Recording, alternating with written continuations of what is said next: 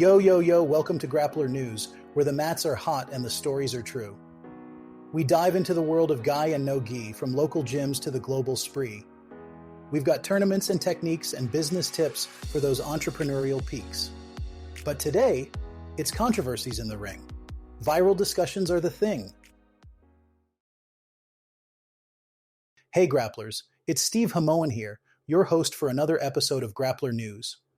Today, we're diving deep into one of the most talked about controversies in the Brazilian jiu-jitsu world, the $56 million lawsuit involving Francisco Iturralde. It's a story that's been buzzing through the community, and now Francisco himself has shared his side of the tale. For those who might not be aware, this case has been a major headline since 2023. It revolves around a tragic accident where Jack Greener, a student of Francisco's, suffered a severe injury during a sparring session. The incident led to a massive lawsuit, and after years of court battles, Francisco is finally speaking out.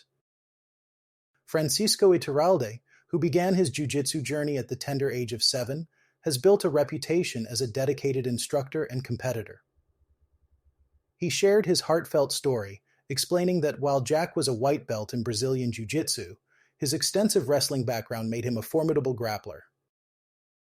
The sparring session between Francisco and Jack took a tragic turn when a Granby roll, a wrestling move, resulted in Jack injuring his cervical spine. Francisco described the event as a freak accident, emphasizing that it was not malicious or intentional. He expressed his relief that Jack has made a miraculous recovery and continues to inspire others with his resilience.